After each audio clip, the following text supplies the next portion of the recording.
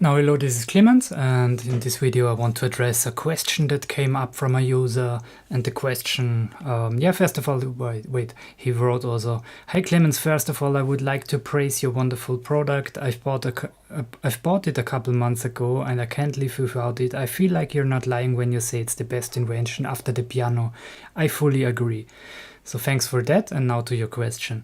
So I was wondering, I have a lot of MIDI files with nice chord progressions, and I had this fun idea to feed AutoTonic the MIDI files as if I was playing on the keyboard and have it spit out something else, maybe in another scale or whatever.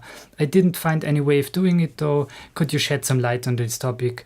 So to recap, I want to feed AutoTonic MIDI files as an alternative to playing it out on the white keys. And very quickly, of course, there is a way to do this, and this is really fun.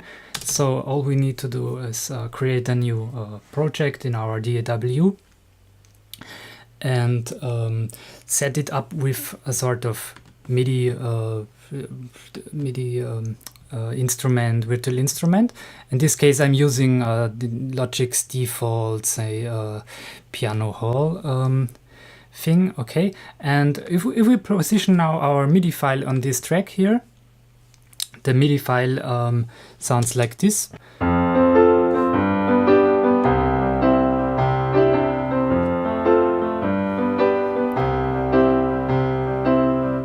So this is some standard MIDI file, and it is in most cases these files are in C major or arranged that way that you can then transpose it from there, like certain half semi-steps up or down.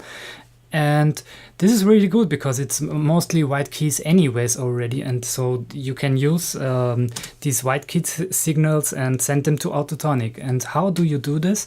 It's very easy. It's like using an external vintage, like using an external synthesizer or something. So you're just sending this MIDI information externally to your virtual MIDI port. In this case, I'm setting up here an external MIDI port.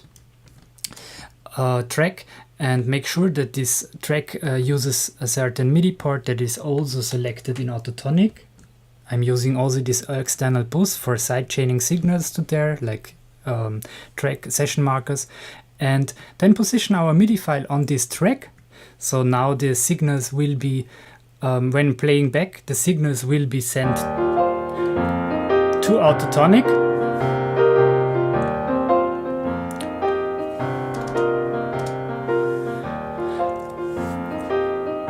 Okay, let's make it a little lower here. And the thing is that we are now playing back our MIDI file on this external MIDI track, sending it to AutoTonic. AutoTonic transposes it and sends it back to our virtual instrument. We could, of course, also use another virtual instrument here, like let's use some Logic's electrical pianos, like this one here. Okay. You get the point?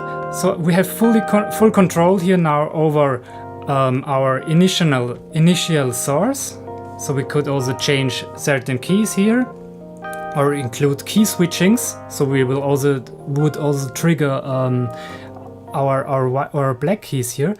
But we can also modify what AutoTonic is transposing now, because we have our source, our white key signals, but we could also change, for example,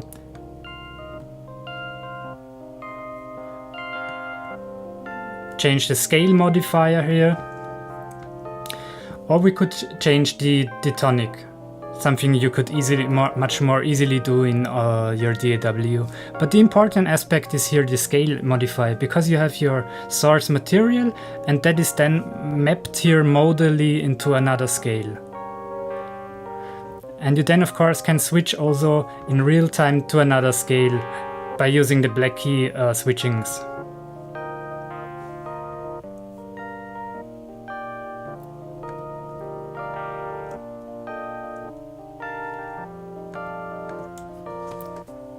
Okay, I think you get the point.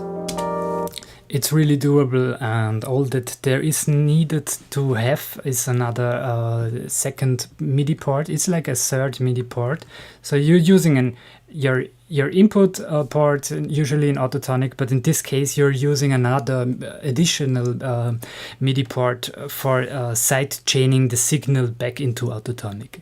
Yeah, and that's the secret behind it. All that you have to do is using another MIDI port and send your signals, like white key signals or even black key, track key switching signals to this port, and AutoTonic will see it then, of course, and use this material for forwarding it again to your DAW or your virtual instrument.